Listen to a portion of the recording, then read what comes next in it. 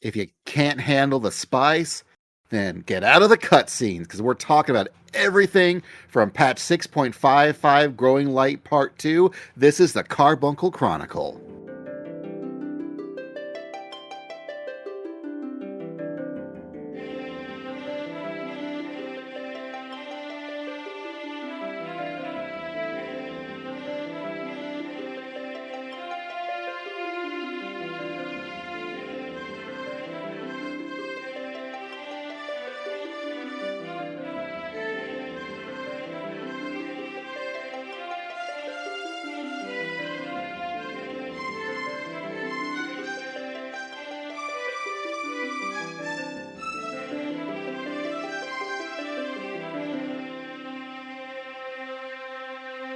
Hello, adventurers, and welcome to the Carbuncle Chronicle, your podcast for everything awesome in Final Fantasy XIV. I'm Basil, and I play, whatever, I exist in 14 as a Lalafell, mostly summoner named 4K Rydiske on Leviathan. I'm Anna. I can't really say I play just a Lalafell anymore, because I'm on my other character just as much. But I mostly dance. And my main character is Cormier Rydiske on Leviathan. And I'm Tobias. I play Nanavai Silvestri, another Lalafell paladin on Leviathan. That's right. We could have called this podcast at this point Hot Potatoes or Hot Popotos, but, it's too late. That is a missed opportunity, Basil. Well, at the time, I didn't know that it was going to be, well, not predominantly. It was going to be predominantly Lalafell, but it wasn't going to be, for a while, to be entirely Lalafell. That was not expected initially. That became happy happenstance. Much like our run of one of the extremes last night, where it was all Lalafells and one Rothgar. We're going to get Spyrus one day. He will Fantasia into Lalafell one day. Let's keep at it. Hey, everyone's getting a free Fantasia for Dawntrail, so he could surprise us. All I'm saying, because it's true. Dawntrail is on the eventual horizon. Every day it gets closer to release, whenever that could be. And it's possible we could be getting a announcement in the near future at PAX East. That's right. That's like in a month. It's less than a month. Yeah, I was looking at the date. Sunday, or let's see, March 21st through March 24th. So March 23rd is the Journey to Dawntrail 10-year adventure of Final Fantasy XIV. That will most likely be the date announcement. Yeah, I saw that they're giving away those Dawntrail hats and those lanyards. I've already got someone hopefully going to get me one. And they have the Azura shirts that we didn't get. Do not even get me started on that shirt. I can be jealous. I'm allowed to be jealous. I'm jealous that I didn't get a shirt. I will say I did see. I was upset. I'm also upset about other 14 related things that have nothing to do with the game and nothing to do with Square Enix in general. It's something completely different, but that's beside the point. But I will say I did see someone on Twitter that made a very good point. No, we didn't get shirts, but we do get a really cool swag bag. And I can try to remember that and be okay with it, even though I really want one of the shirts. Never gotten one. So one of these days, we're just going to have to go to a PAX East. I'm down with it. It's the worst time of year for us. Yeah, it is. I mean, I would say PAX East. I went a few years back when they first started.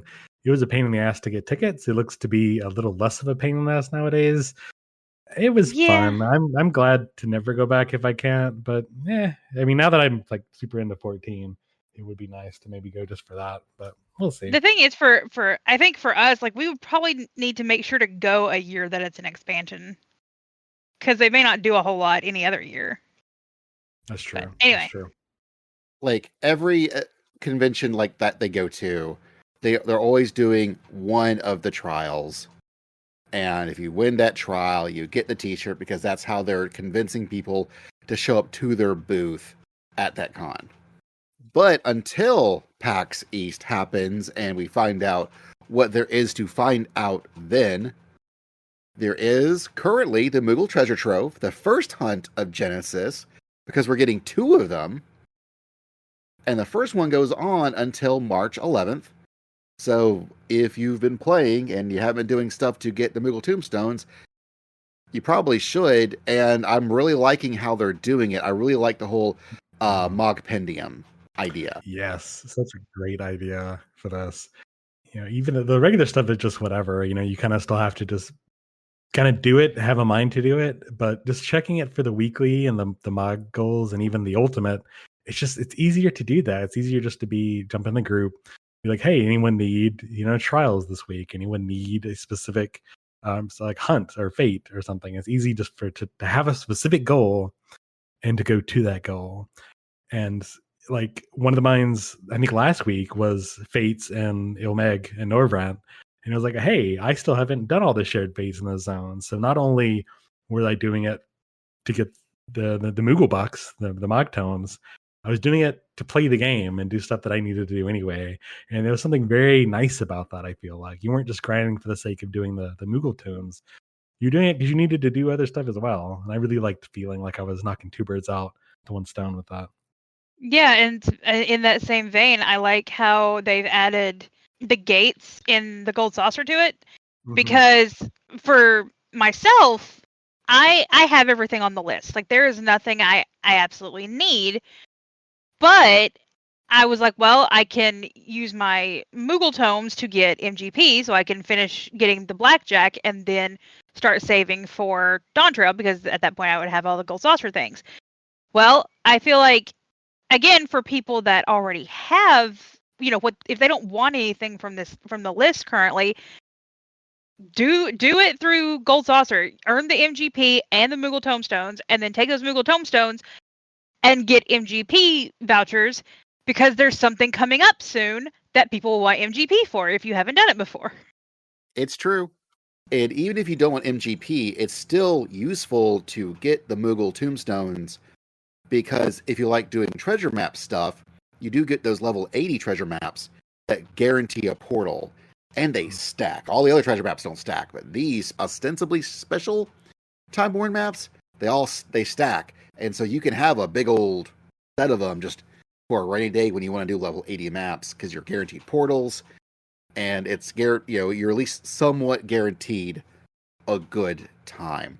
I also really enjoy the fact that a lot of the stuff that we're talking about, like, oh man, this is something I needed to do anyways, a lot of that was fulfilled by relic steps back in the day. But I really enjoy this stuff because instead of just a relic weapon that you're working towards, you can get all sorts of things. So say if you want to get treasure maps, you can do that. If you want MGP, there were a few orchestrations and mounts and minions that I didn't actually have. I just somehow missed that I got by doing this. Yeah, like this time around, there's a minion in there from Eureka, which it's one that I already have, but it's one of those that if you have not done all of Eureka, you probably don't have it, and it's a good way to get it. And which mini is that? The Yukinko. Okay. The little snow thingy. It looks like it's wearing a straw. All right, I'll have to make sure I get that before the event's done. Yeah, I mean, and it's especially, I love the introductions of gates. I love that they're introducing, ocean fishing, because that has also brought ocean fishing back in a big way, because people can get stuff for it. It's just a good, all I'm saying, because, back when this sort of stuff was done by Relics, it would have only been combat stuff ever. I don't think they would have ever given us, even though Hildebrand would have been a perfect time for Manderville weapons to introduce MGP as a potential way of getting stuff, but they never would. But because this is the Moogle Tombstone stuff, introducing all the not so combat related things that you can now do as things to earn Moogle Tombstones is just, it's chef kiss. It's a brilliant idea. I am so happy this is their current implementation, and I hope this is what they do going forward. I think this is a great evolution of that idea.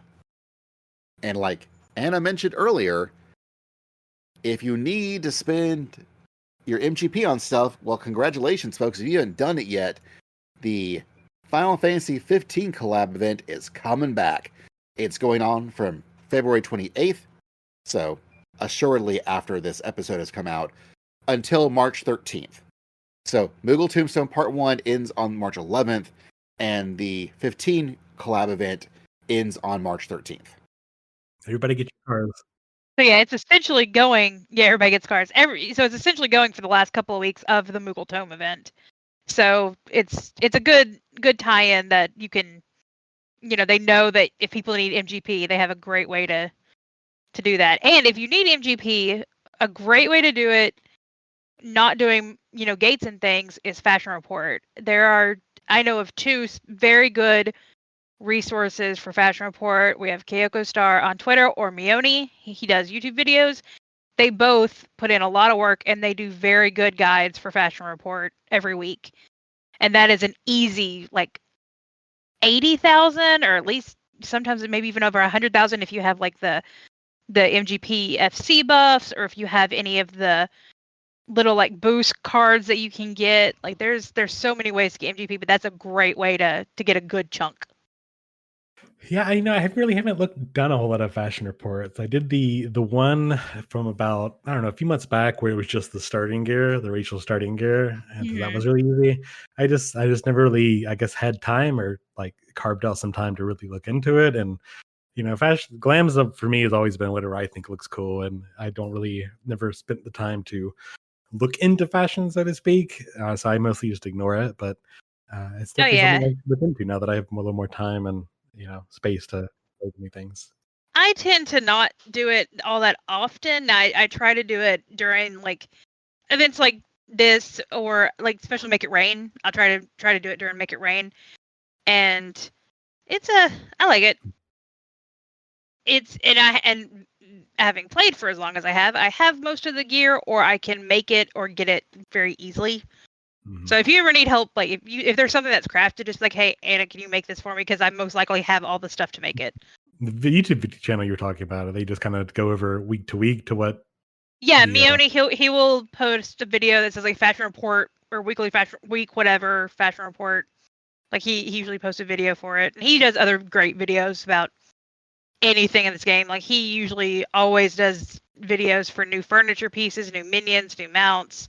He's always on top of it.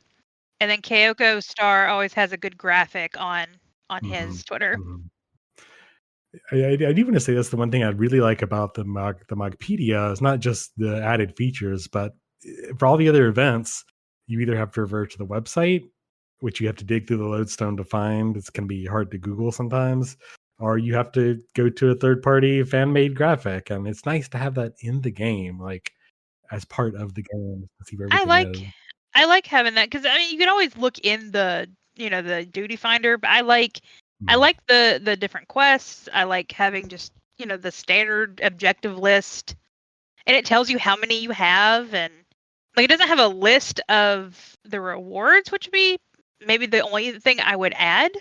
But I think I could be wrong on this, but I think you can click on something in the Mogpendium that will send you to the special site. Yes, there's a link at the very top that says access special site. Got it. So at least you have a way to look it up easily, even if it's going to send you outside to a browser. So I guess there's at least that. Yeah. That's what I'm saying is the only thing that's missing is having the list of rewards in that compendium, but there's a way to see them easily, so it's not a big miss.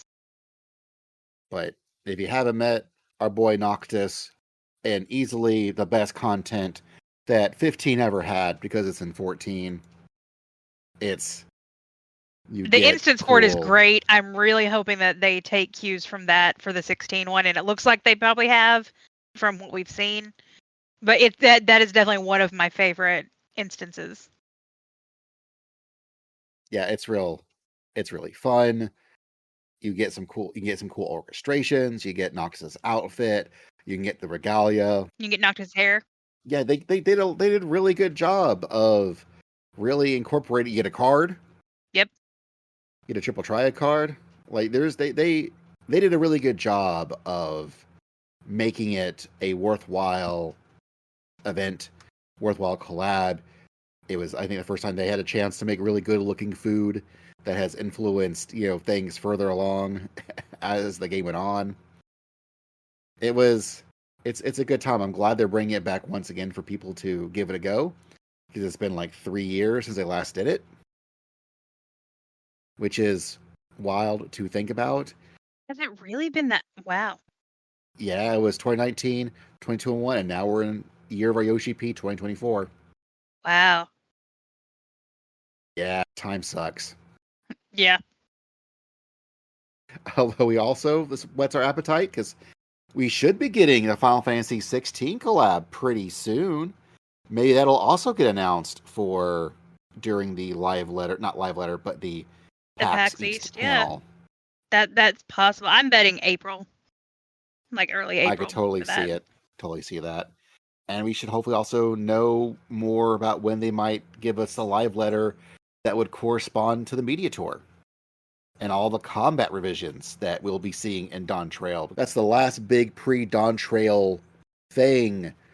And also the blanking. Benchmark. Yeah, benchmark. Yep. That's what I'm blaming on. Benchmark. That all tends to be coalesced in its own thing. And so that's our last real big bit of marketing push for Dawntrail. That's them announcing new things. So that is what I am looking forward to seeing next. And hopefully we'll get a date for that, along with the date for the expansion at the PAX East panel. Maybe we won't, I don't know, but that's what I'm hoping for. And if anyone wants to take us to the media tour, we would gladly go. Absolutely love to go. That is 150% correct. We would love to go, but all we can do is speak our will into the world, and maybe someone at Square has listened. Of course someone at Square is listening. Yoshi P emails us all the time. I mean, Yoshi P listens to every piece of 14 content creation out there. I mean, I remember talking to a Discord like how, man, I can't wait for them to make the Match Tech armor fly. And I think it was like a month later, they announced that, that it was happening. And a friend of ours was like, Basil, who did you talk to? And I'm like, man, I don't know. I just thought it'd be cool. I mean, that's the reason they brought the FF4 Bahamut in the game, just for Basil. That's right. Just for me. Nobody else. I don't know why they bothered, but I appreciate it.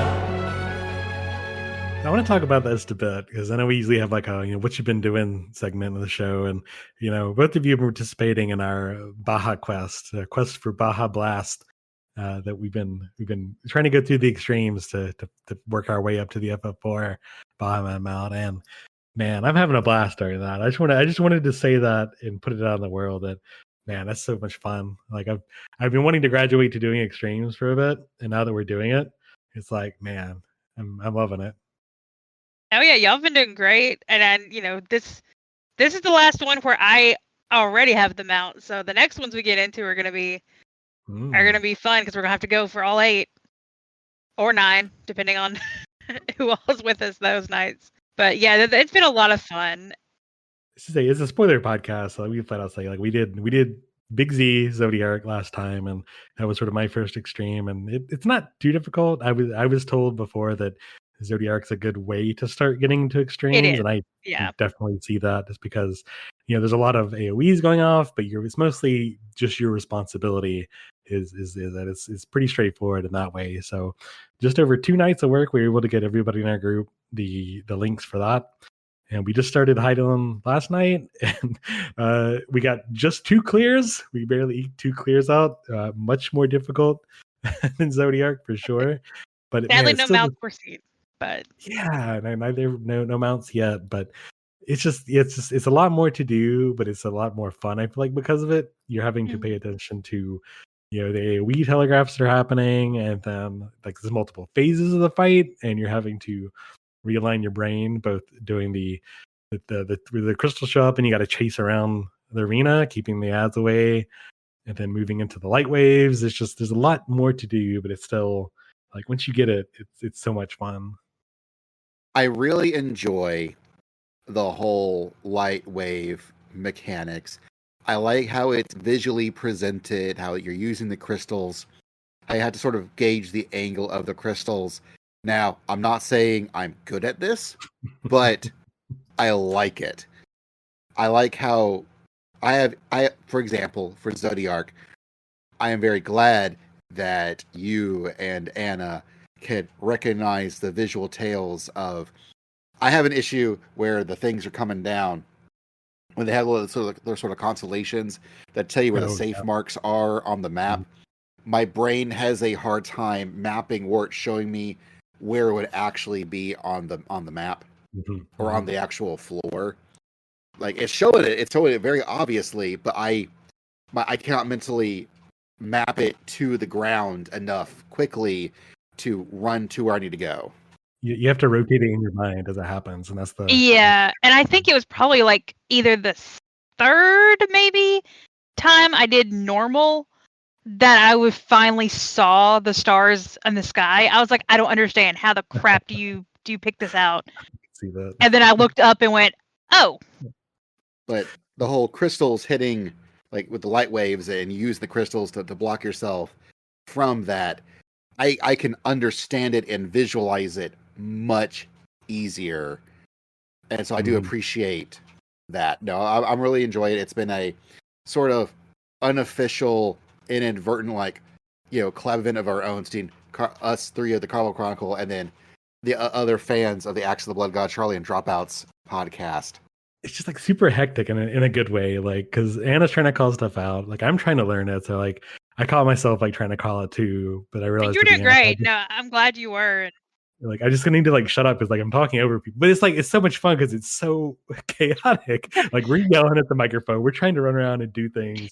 We're trying to like mitigate while things are happening, and we all make mistakes. Like there was the one time that we were learning the chakrams, and you're like, all right, you explained it in detail, I knew it, and then you said light parties. My brain said, oh screw it, we need to go over here. And was like, no, stop. And I wiped the entire group. It's like my brain crossed. It's like everyone makes mistakes like that, and it's so much fun because it's so much chaos, and we're having to like heal through the chaos and like fix things as they happen. And that's even though we only got 2 clears, and it's gonna take several more nights to get everyone the link. It's like, oh man, it's so much fun. We are so incredibly fortunate to have a very good group of folks that we are doing it with. They're all very kind and understanding folks, and also they know that none of us, except for Anna, are super good raidie at this game, and so we're willing to take our lumps and laugh with it. And I have seen groups that don't have that elasticity to them. Yeah. And we've just happened to have a really good group to learn things with. And so I really appreciate all the folks that do run with us, because they are all great. And they're also now mostly Lalas, which is also helpful. The best part. Yeah, and I tell people, like, when I meet other players, this is my static, and I don't know if we're really a static per se, but like it still feels like a static, and us working toward objectives is really, really great. I really love having, Thursdays and Saturdays just to do things like that. The static in a sense, like it's, you have a static group that meets twice a week to do content, so it's.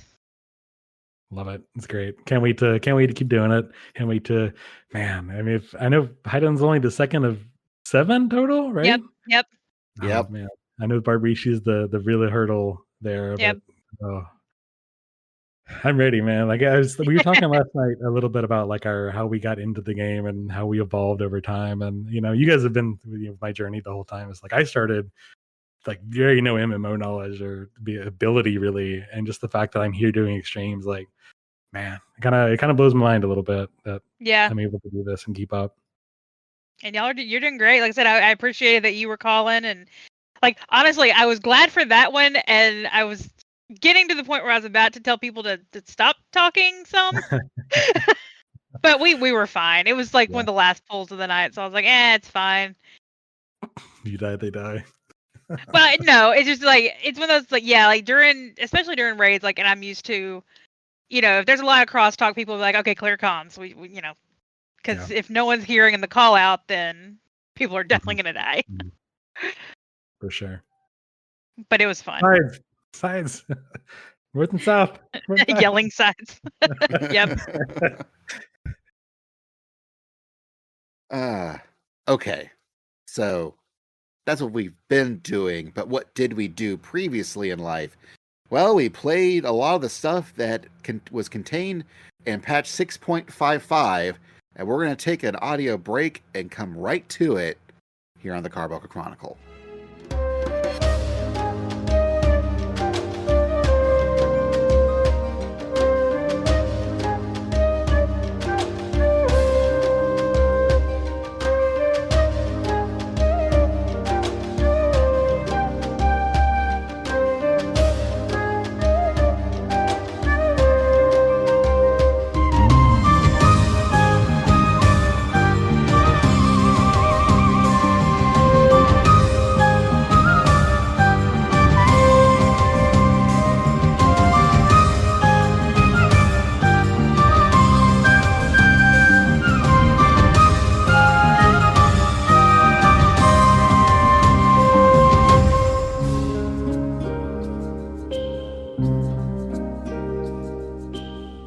So we're back, and we're talking about patch 6.55, Growing Light, Part 2. Although it's not really... The Growing Light stuff happened in the in 6.50. Like, this was very much okay, we got to build up to Dawntrail real quick. Like, we kind of didn't do that. We gotta... Let's get that on-ramp going. And you know what? They did it. Yeah, like, it wasn't, the most epic of 0.5 patch because I was telling Basil every 0.55 patch has some sort of instance duty, and the last two expansions we've had it was for Stormblood we fought Xenos, for Shadowbringers we fought the Lunar Primals, and the Lunar Primal one I think is still one of my absolute all-time favorite instant duties. And those were so great. I'm like, we're not fighting anything right now. And I was very proud of myself. I knew exactly what it was going to be. And I was very close. But, and I feel like that's probably where a lot of people are, they'll complain that that this expansion hasn't been the same as the others, but there's a reason for that. Like, we ended a 10-year-long story and we got to start a new one. It's definitely true, and we've talked about it time and time again, but it is what it is. It's weird for sure, but we're on a new adventure, and it certainly feels like it. It's just making me more excited for what Dawntrail could be now that we know more about Wilklamad and the stuff that going into it, and dropping names like her brother and her tribe and stuff, and how they're not all Mama Ja. It's more like a found family rather than blood family. I think a lot of that little hints we've been getting have got the cogs spinning about what we could be seeing in a few months. Yeah, and I really enjoy it when they take a dungeon and they give us more reasons to explore a dungeon. I really enjoyed it previously when we actually had to run around the castle of Troya after we cleared it out. But I really, really like that, hey, we're going to send you back to the Isle of Ham. And oh, hey, you remember this section here that was blocked off to just look all pretty? No, it's not all just pretty. In fact, you get to run around here for a little bit this time. And that that triggered just a fun button in my brain, just and slammed on it real hard. I really hope that they do more stuff like this later. Like it was great to have a neat little adventure, running around, and then also fighting a different boss. I do kind of wish that they would have made like a new area that was like above the waterfall that we could have fought the boss in. I get why they didn't. That's a lot of work for just an instance thing they didn't have to do. But what they did with the Isle of Ham, I enjoyed exploring it just a little bit more. And Warrior's getting a rescue. We're not, but Yeah, just like Escort Quest became a thing in 6.0, it seems like re-exploring dungeons was a thing in the patches. We went to Troya, we already did part of the Ether Font earlier, like the last half, and then we got the second half of the Ether Font, the Isle of Ham. This one, I really hope it's a thing that doesn't go away. Completely with you there. It's a little bit of fan servicey thing that allows them to reuse assets that really would not get used before. So it makes it feel more cohesive. It feels like the Isle of Ham isn't just a thing that you click on a menu. It's a real place and you can explore it and go to it. Part of me wonders if when they started, the exploration version of the dungeons, they kind of went, we could probably do this like for story purpose. I wonder if that was just sort of an on-ramp to that. Totally believe it. And yeah, that fight, like it may not be as epic as like a Xenos fight, but just seeing Wook Lamont kind of just be sort of goofy as she's fighting this bird and like the bird mechanics and stuff. It wasn't like a hard fight, but it was really kind of fun. I liked, like I said, my prediction was she was going to test us. That was going to be it. Is our big duty instance was she wants to test us to make sure we're worthy of being on her team. And what I like in just the short amount of time we've gotten to spend with her in that whole instance is we see that while she talks big, there's a lot about her that she's not ready to lead. She's not, she is not as infallible as she likes to believe she is when it comes to hunting and fighting. And so we see that, like you said, we see her handshaking, or we see, her falter a little bit. And I'm really excited because that for me means we're going to get a lot of character growth out of her throughout Dawntrail, and it's going to be a lot of fun to explore that. Yes, between that and like the way she interacts with Aaronville, she's very, very immature still, and very much a kid at heart. Manhandling Gratia.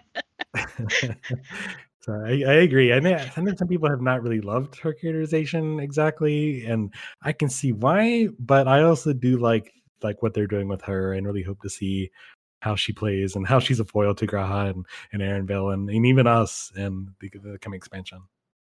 And I really liked, you can definitely see very big Moonbreeda Urianger vibes between her and Aaronville. And I'm excited to get to explore that more. I wish we got to do that with Moonbreeda and Urianger. So, it's one of those, I'm like, I wish we had it in that, but I'm glad we have it here. And I'm excited to see how that, because there's more to that. Like the way he reacts to her, and I'm like, there's a lot more there that I wanna unpack. It also reminds me very much of what we didn't get enough of, and I really wish we got more now. And I guess this is sort of a way to do that, but also was Ida and Papalimo. Yes. And Wook Lamont, I'm really hoping people give Wook Lamont a chance. The chance that I feel a lot of people did not give Lise. Yes. This is not the first time I've had her compared to Lise. I'm excited about that because I love Lise. I do not think she was a bad character. I like everything about her, and like I said, I'm really, like you said, I hope people give Wook Lamont more of a chance than they did with Lise. I think the biggest issue people, I liked Lise. Like, I want to state that. Our dog is named Edalise. It's true. But I think what may have thrown people off about Lise is the fact that they had this character, her name was Ida, this was her character, and then now this character's name is Lise. She has now sort of changed who she is. I don't think all that dramatically, but it was dramatic enough that I think it threw people off. Yeah. And so we are now being introduced to Wook Lamont as she is. We're going to get that growth from where she is now. I think if for some reason, maybe if they'd introduced Ida as the older sister and had her sacrifice herself and then they introduced Lise, maybe that would have helped people. I don't know. But that's all done. And I'm excited to see what Wook Lamont gets to do and her growth. And even if it's a similar arc that Lise got, I hope people give this character arc, this really, really awesome female Rothgar a chance. Also, we got to see female Rothgar. That was awesome. Yeah. The other awesome thing we got to see, and again, this reminded me, like with the banter between almost like siblings, Chryle, the end of the instance, the bird's not dead. Chryle comes in and finishes off as a Pictomancer. I loved it. It was great. I cannot wait to see more of that. But there was one moment that she has with Graha that reminds me of again, like the sibling banter. And she's like, look, you adapted to whatever, your crush needed. Because, Graha does anything for the Warrior Light. He adapted. He can does whatever skill we need. He's an all-arounder in the duty support. And so she's like, look, they didn't need another healer. So they adapted. And so I really liked that interaction between them. And like I said, she looks so cute, and I cannot wait to have her in Trust. I just appreciate how comedic this was. A lot of the comedy usually comes from the Hildebrand stuff, but Wook Lamont's just a fun character. The way she interacts with everyone was just really fun, and there was a lot of really fun and funny moments in this patch. Something else I enjoyed was the thematic, contrast of, for example, Zero to Wook Lamont, where Zero was a much more, understandably so, reserved character who was opening up while we were going through the patches, versus Wook Lamont, who's a very enthusiastic character, but you can also tell that there is some reservations that we're going to be able to unpack throughout Dawntrail. And I think they're both going to get to similar spots, but they're going to get there differently, and sort of playing with one character who I want to be a Scion in the patches, and now we've got a new character introduced that we're going to be dealing with and exploring with in Dawntrail, who I now also want to join the Scions. Not that we have the Scions anymore, but I really, seeing what they did with Zero and see what they're arguing with Wook Lamont, I think they make it shows me that this writing team still has range. And I like that they did bring in Zero for the last patch, just for like, even not they didn't mention her by name, but during the scene with the food and everything, Graha mentions, yeah, this traveler that came to Razenhan was known for like really liking this hot, spicy curry. And Wook Lamont's, all right, I can handle this. She did handle it, but barely. But I liked that callback. Like, it was one of those that blink and you miss it, but I liked that they made a point to refer to that, because it does feel a little, I guess, maybe disconjointed with everything we just did, and now like completely forget about it because we're gonna go do something else.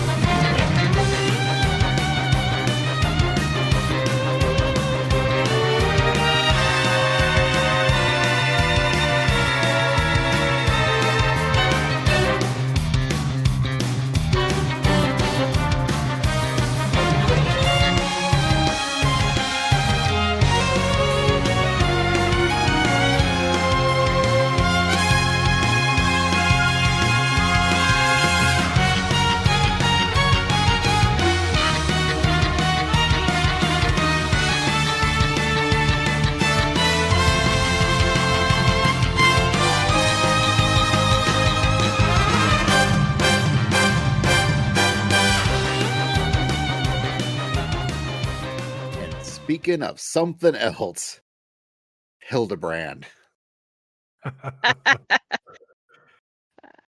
Man, They- that story takes a turn.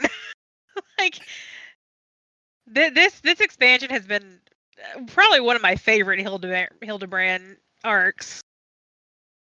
And I swear I want that frying pan as a warrior weapon.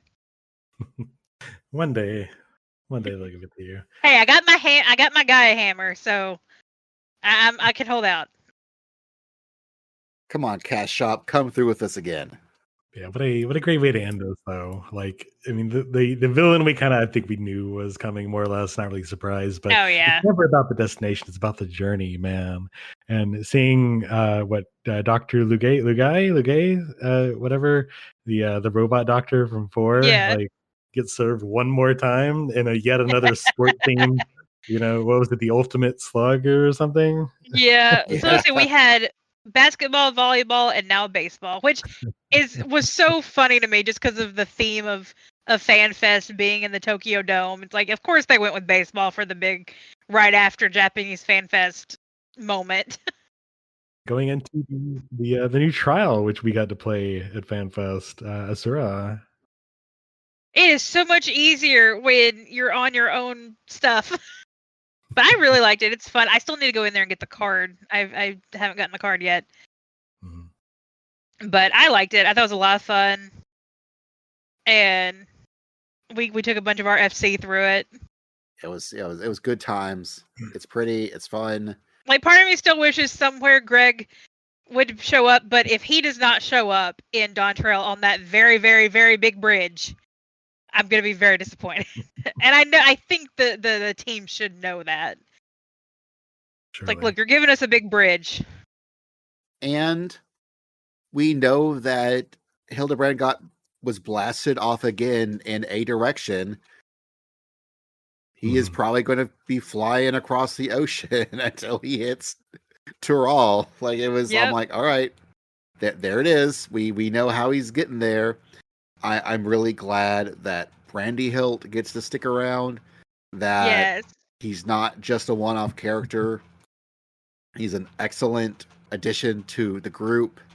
It's good stuff, and the relics all look really pretty. They do. I'm really surprised at how well the new ones looks. They're not just little like neon Joke weapons. flames. Yeah. Yeah, they actually look. I mean, everyone's compared them to Solution 9 coming up, and I can see that. But like, they look cool, man. I like my paladin set and whatnot. Yeah, I really like. I'm so glad the bard bow is not green. That was the one thing I like when Basil said, "Have you seen the weapons?" I said, "Please tell me the bow's not green." He was like, "They're not green." I was like, "Thank goodness." And I really like them. I need to, I've got all of my main classes already, but I will eventually get more, and they are a lot of fun. And I am one of the few that are perfectly happy with how the relic has been this expansion, because the grind is always just such not fun for me. I do it, but I've enjoyed, and I know, we're gonna get Exploration Zone next expansion. I will do it. It'll be fine. So, but it's been fun just not having to really worry about getting a relic, and I love them. They're all so pretty. Mm-hmm. It feels like a way for all the new players like me to sort of catch up and have a relic. They're not really involved. If anyone wants to go through your Ikarabaja, they can. But like, I'm never going to do that. I'm going to go through the areas, but I'm not going to ever grind out a relic weapon before here. I'm just going to be honest. But like, this allows me to say I have a relic weapon, and it has allowed me to catch up with the gear grind. I feel like even though I'm not 660 across the board, like I feel like I'm caught up enough. I don't really need to grind any further than I want. I really appreciate that. Yeah, and I know a lot of people who wanted that itch, so they've started going back and they're getting older relics because of that. I'm like, great, go have fun. I did one or two of them. I'm good. Exactly. Well, and that's this game. Yeah, the content, while it may not give you the greatest stat boosts ever in the world, it's still neat stuff to do, and it still can be fun to do it. Like, that hasn't changed. Just the impetus to, or the need to have latest, greatest, bestest, DPSest ever may not be there, but it's still fun content to do. So I'm glad people are, just because there's not one this time doesn't mean that you can't go back. I know I can't forget if I said it on this show, but I know I've said it many times to people before, what this relic grind has done, because from the get-go, Naoki Yoshida mentioned that the idea with this relic, the grind wasn't to just get one relic like it has been in the past. The idea this time was that if you wanted to really grind, you could get a lot of weapons. You could, in fact, get all the weapons for all your jobs, all your classes. And that has been the big driver for me to actually get all my character jobs to 90. I only have 2 left. All I have is left is Dragoon and Ninja. They're both in their 60s, so it's not going to be too long before they're 90s. And I'm going to have, you know, the Amara mount for 80s didn't get me there, but the idea that I could go into Dawntrail and every class is going to have a shiny ass cool looking weapon, that got me there. And that's getting me there. And I'm perfectly happy that this is how they did it. Will they do it next expansion? Probably not. I have a feeling that enough people have, you know, complained and kvetched, you know, whether it was warranted or not. I have a feeling we're going to get something closer to a Bozia type grind instead, which, again, I'm okay with. Bozia was the other time where I got 3 or 4 relic weapons at the end of Shadowbringers. Yeah. So that I'm down with. I just don't want, I think it was Eureka, where they decided to have one of the steps for increasing your stats be completely, utterly random. Yeah. And it was just impossible to get remotely decent stats that I wanted for my weapon. I much, much, much more approve of the, hey, just, this is the amount of points you can have, spend them, and then you're done. They did that with the Ana weapons for Heaven's Ward, where you would constantly have to grind out light or whatever to spend into your weapon. Or in Hildebrand, where you just get to choose the values. Either way, if I had to do extra work to get the values, or if I just get to choose values, I'm good either way. Just don't make it completely, utterly random. That is not, that's not fun. Yeah, I mean, this might sound a little weird coming to someone that plays an MMO, but like, I'm not really here for the grind, really.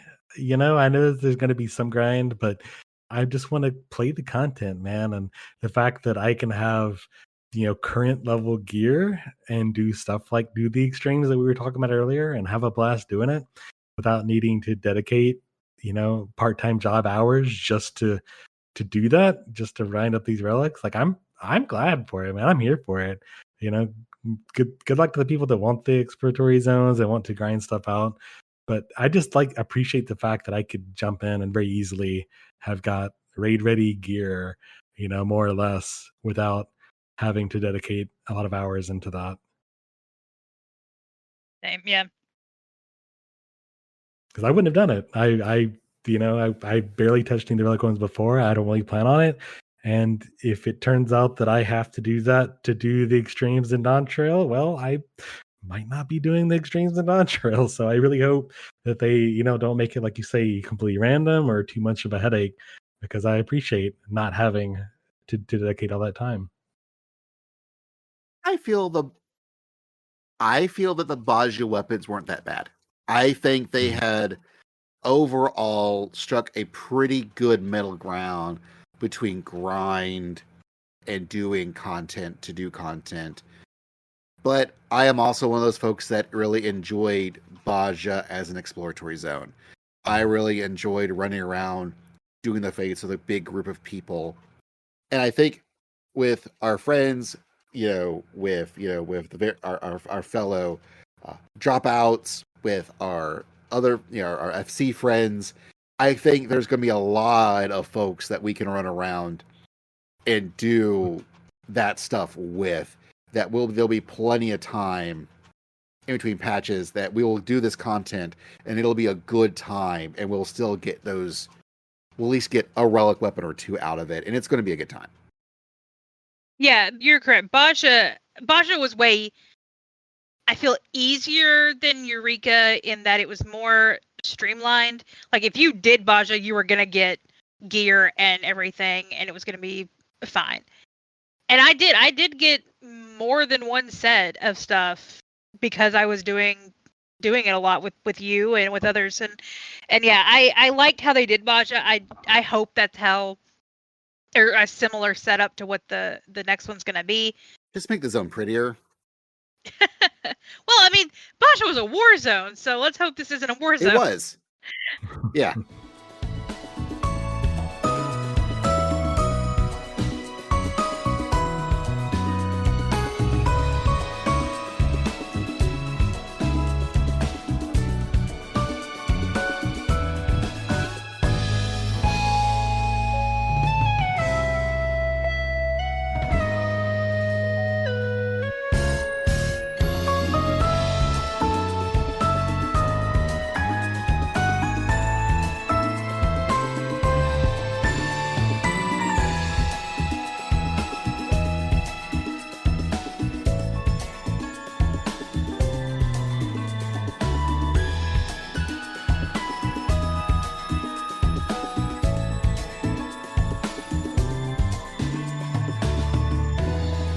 But what was not a war zone, well, it is a war zone of commerce. Tataru's grand endeavor has also wrapped. It was a really great series of side quests that took us to all the places we've been before, and we got to catch up with all of the various characters, and it wrapped up with a really nice little bow, and it was a good time.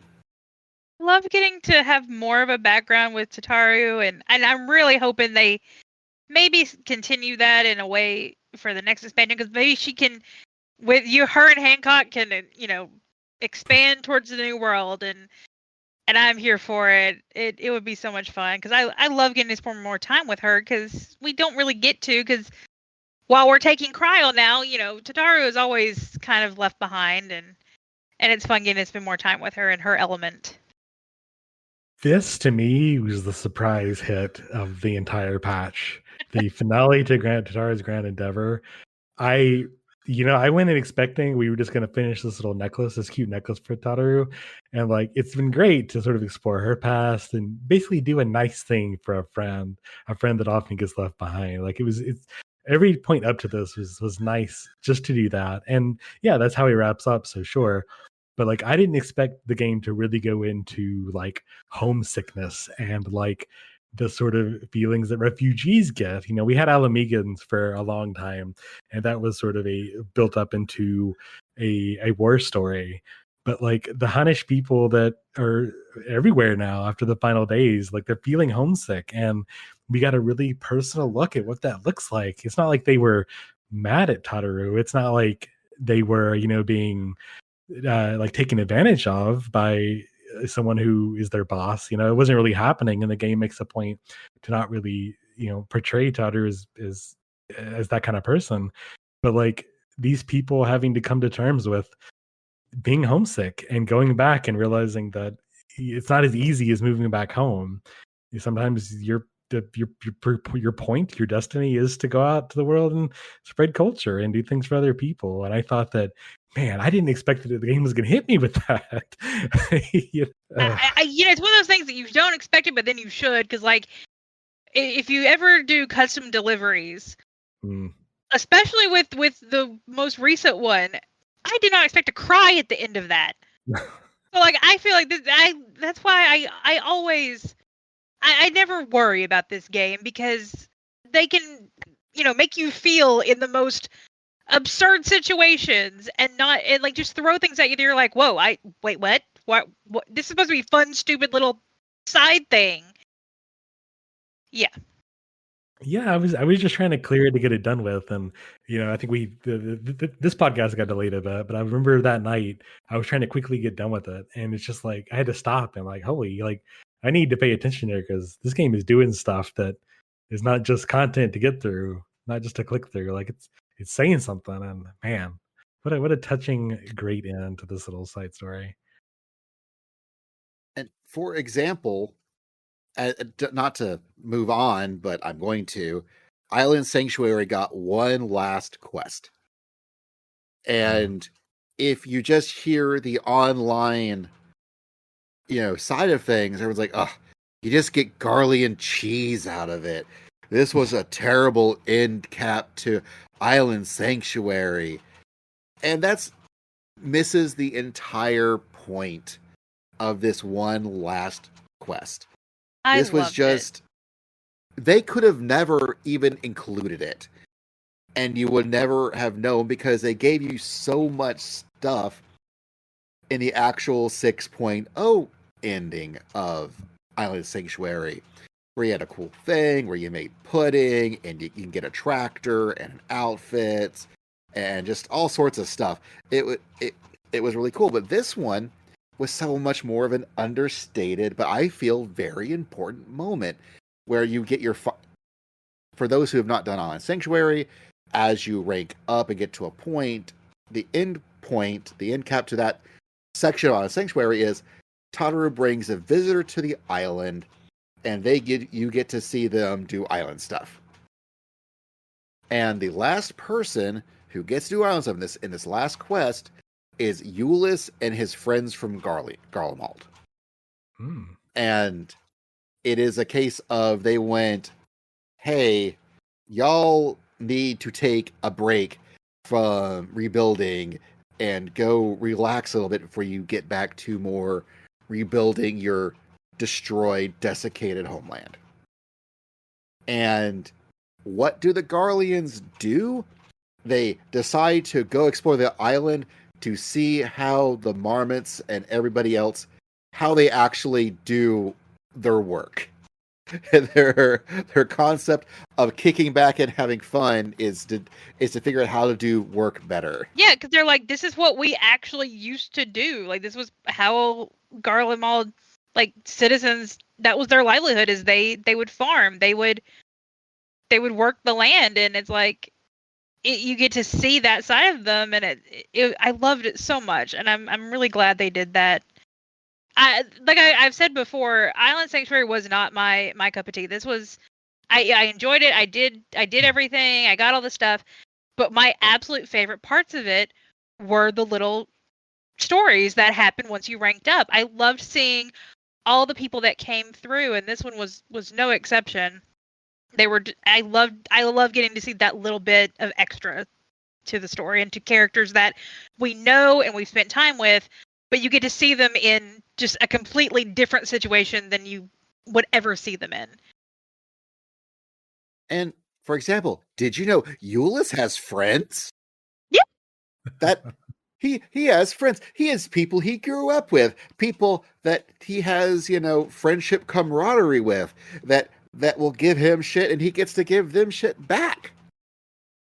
And it was just really neat to see. And they give you this moment where they have a campfire at the beach, and Euless, you see him like taking a drink of something out of a mug, like coffee or water or whatever.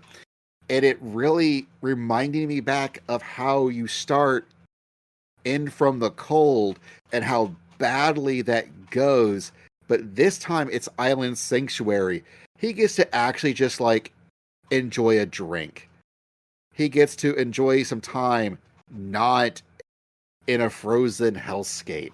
He actually gets to kick back with an island breeze with his friends and the Warrior of Light at a campfire and just take the moment to be actually enjoy life for just a 12 damn second.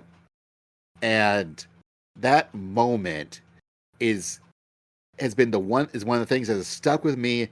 Out of all of Endwalker, I was expecting an Island Sanctuary moment to be the moment that stuck with me after, as I think back to the expansion. Went, man, that was a moment. That was some good storytelling, Square Enix. You did a good job there. And of course, the reward you get is like the fruits of Garlean labor. It's their cheese that they made because that's what they know how to make. And I was just like, I felt is it like a new outfit or something? No, but you know what? It didn't have to be. It was thematically appropriate. It was a great moment of storytelling, and is Island Sanctuary is good. Everyone should go do it, even if it's not your cup of tea. Yeah, I'd started that quest line, in the sort of post Endwalker 6.0 rush, because I was really excited, even when they first announced it, that, crap, they're bringing Harvest Moon into 14. Hell yeah. And finally got to do it, and just was overwhelmed with everything going on between the patches and everything else. I really haven't touched it in forever, and I keep meaning to go back, but if there's story, and I've personally been really interested to see how the Garlean stuff shakes out in the future, so maybe that'll be a good way for me to see that now rather than wait.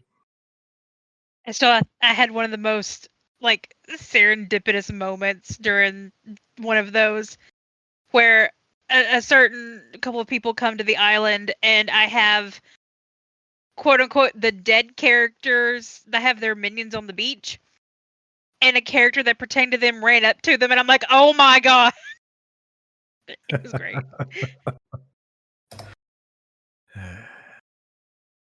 It was good stuff. It's crazy that Ulyss enjoying tea on the beach or whatever he's drinking is the moment I'm thinking of, and not when they put goddamn Redline into my Final Fantasy XIV. When it's the Ulyss moment and not the Redline moment, that I'm like, man, this is a good video game.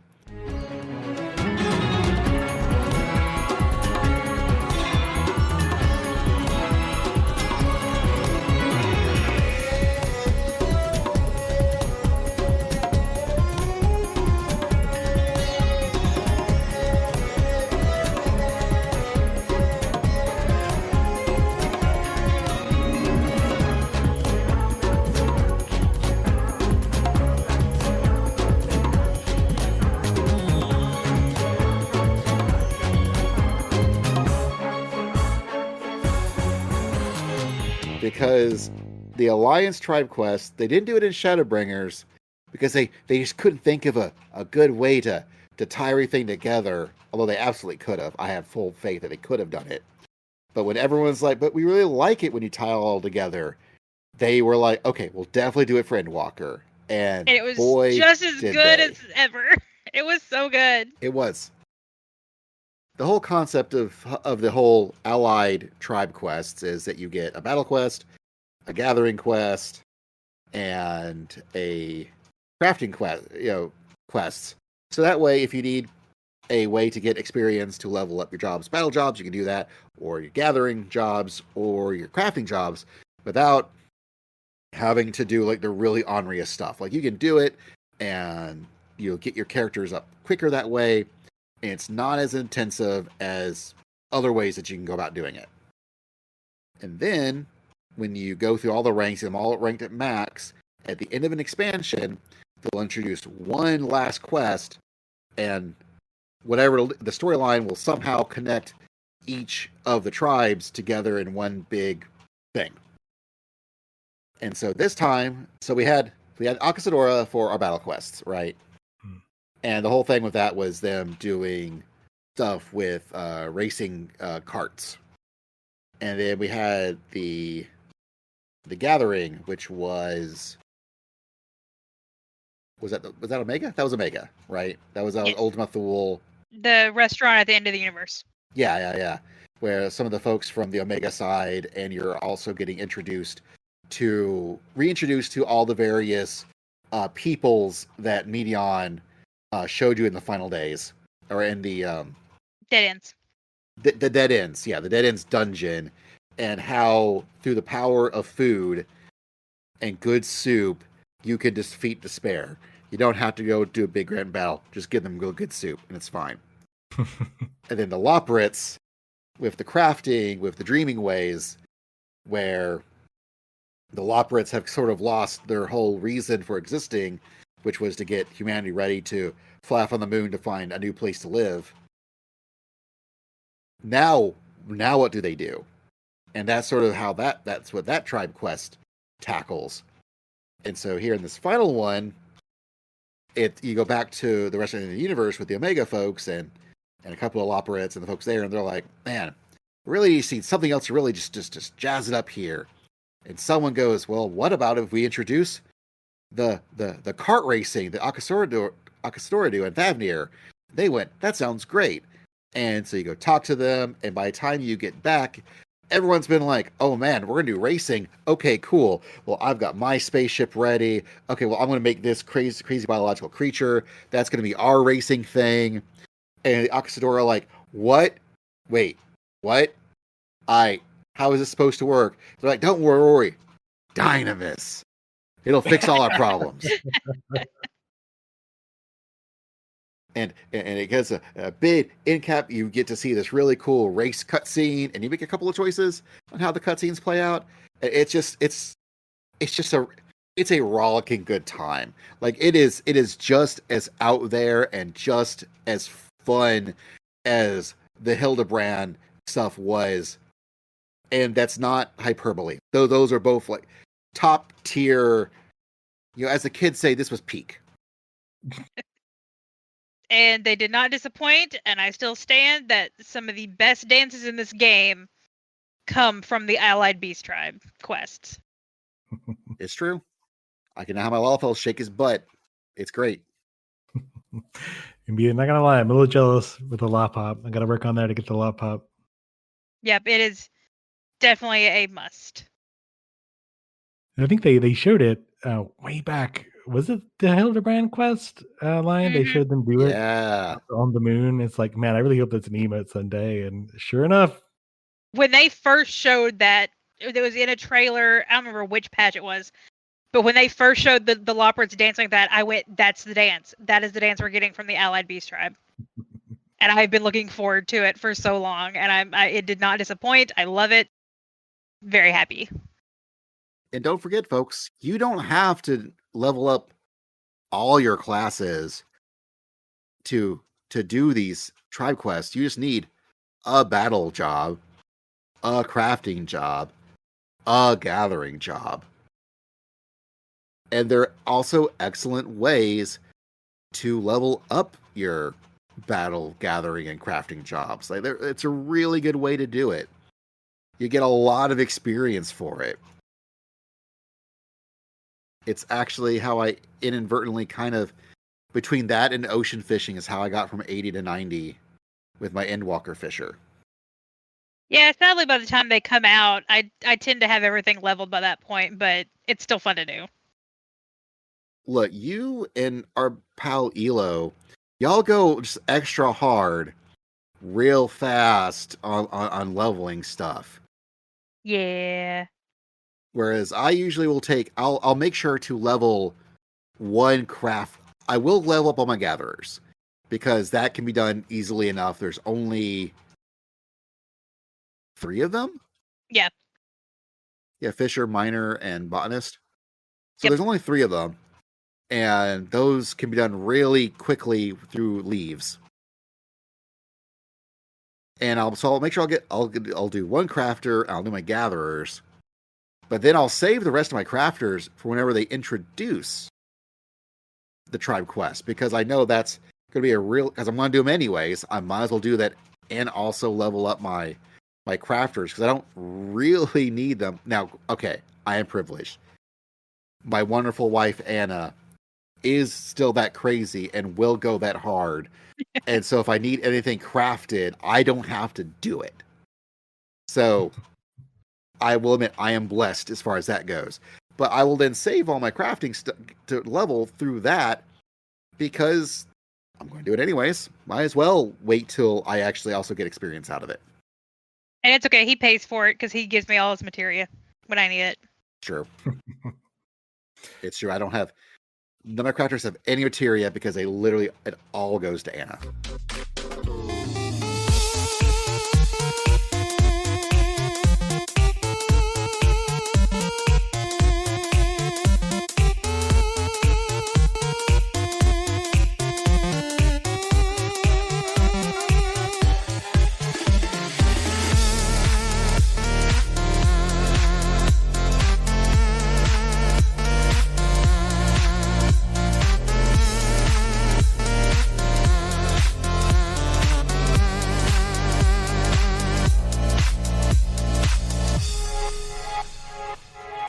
That's not. That's before 6.5. This podcast was about 6.55. So before we wrap, I did want to ask, what was your favorite moment from 6.55? Grawha getting pushed. I don't know why. It just stuck with me. It was funny. Either that or Kral showing up as a Pictomancer. Then there's also playing baseball with the frying pan. Like, there was a lot of good moments from this patch. Yeah, I think we kind of talked about them all. I don't think there's one that's like a standout answer. The Hildebrand's always a joy. Like I said, I think just seeing Tataru's Grand Endeavor was the biggest surprise for me, and just I didn't expect to be hit with something as deep as that for what was the end of a little basically a fetch quest series of things. I think that's the thing that stood out the most. I love seeing the chemistry between Wicklamat and Aaronville. It's got me really excited to see what they do. Certainly the Endwalker patches have been weird, not in a necessarily a good or bad way, but they have definitely been different than before. And it honestly has me excited in a different way, in a weird way, to see what Tyrol has for us. I co-sign everything that y'all have said, and for my moment, I will just once again, I'll stick with my boy Euless and letting him finally be able to come in from the cold. Oh. That I don't know why that was a moment that stuck me more than any of the others, because there are so many. I mean, yeah, especially when he got baseball and redline. The fact that that's the one he picks is very surprising. Look, this patch was all bangers. It really was. All bangers. There was not a bad one in the bunch. They were all the 14 team on their A++ double triple S rank game. Like they were all good. 6.55 I think might be the best. You cut out. It might be the best 0.55 patch. No, that was me pausing to decide if I wanted to commit to that thought or not. Yeah. And I don't know. Like, I mean, maybe in terms of everything that there was. Story-wise, I disagree, because I really like the end of Shadowbringers. But I mean, like I said, with everything we got, it was top. It was top tier. I really enjoyed it, and I'm a big fan of this entire expansion. I feel like it was, I understand why people had issues, but I also think there was a lot of good reasoning for that. Like, there was a lot to do with this expansion, and it was definitely not the most, normal of all the expansions we've ever had, because again, we were closing out a chapter and starting a new one, and that's never been, we haven't done that before. Exactly. So yeah, there was a lot they had to do, and I think they did it well. Was everything perfect? No. Is everything going to be perfect? No. So well, things are going to be perfect in Dawntrail. I'm excited for Dawntrail. I think that's going to be a lot of fun, and I'm excited to go to the new world and experience things that we've never seen before. And as we go to the new world and experience things we've never seen before, we'll definitely be talking about it here on the Carbuncle Chronicle. This podcast is edited by, Tobias right now. This theme was composed by DJ and Beta, but rearranged by Anna. Our website, you can find the Awesomecast proper at awesomecast.com, or the Carbuncle Chronicle side of things at carbunclechronicle.com, which, we'll just send you to the Carbuncle Chronicle section of the Awesomecast website. Don't worry about that. Our Patreon is at awesomecast.com, which covers all our shows, as well as our Awesomecast Discord that you can join, and we also have a thread talking about Final Fantasy XIV. It's pretty active, as well as a very much more active podcast Discord than I expected to be sometimes. We also have YouTube channels, again, both for the Awesomecast, and the Carbuncle Chronicle has its own bespoke YouTube channel. You can leave us Apple Podcast reviews or Spotify reviews for anything for the Awesomecast feed. I please, as you do so, give us all the stars and let us know what you're excited for, what you enjoyed by 6.55, or excited for Dawntrail, or anything in the comment section of Apple Podcasts, because that's how you have to leave reviews there. And we've also got various social media accounts for either under Carbuncle Chronicle or Carbicast, also AwesomeCast. You can find them various places. We've got it on Blue Sky, Twitter, other places. It's mostly Blue Sky at this point, but that's because that's the one I like. I've also got a Blue Sky. It's at itsbasiltime.com. Anna, you can find hers at... It's Angel Darkfire. I don't really know what it is specifically on Blue Sky. Look for me on Twitter. I'm more active there because I'm creature of habit. And you can find Tobias on Blue Sky or Tobias at blah blah blah dot blah blah blah. You can just search for me. It's there. That's how kids do things nowadays. It's true. And I've also got a Twitch. I mean, so does Tobias. He also, and Anna. We all have Twitch accounts. I just use the Twitch account most out of the three of us. Yeah, you just beat Illusion of Gaia this week, right? I did just beat Illusion of Gaia. So next week, I'll already be into it by the time this episode comes out. I'll be deep into Terranigma. Then wrapping up, the quintet, or I'm doing my catch-up work to do in Final Fantasy XIV, where I am getting to level 90 on Ninja, then Dragoon, and I've also got plenty of side stories that I have never actually finished. I've got lots of job quests that I've never actually done. I don't know if my Dragoon actually has really met Estinian in those job quests. I never really leveled it for that.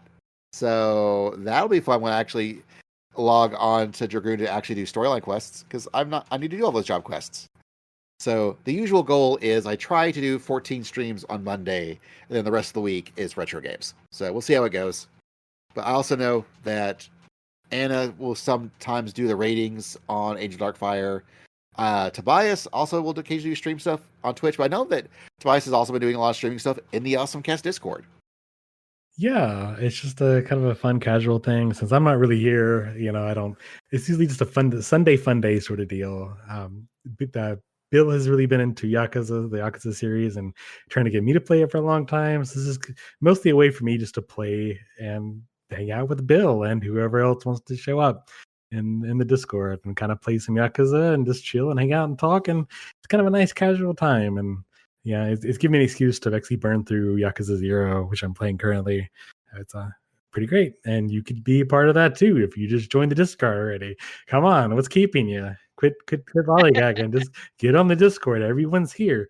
Literally everyone in the world is on Discord now. Like, it's the thing. You should be on Discord. And more importantly, you should be on the AwesomeCast Discord. We actually just added a few new channels lately, one about travel.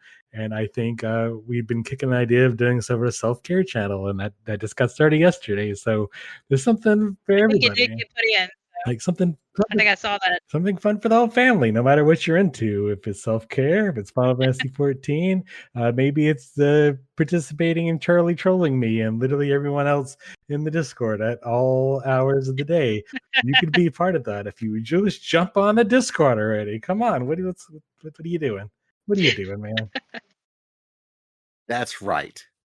And until next time, never ever forget, you take the Bone Dragon up north.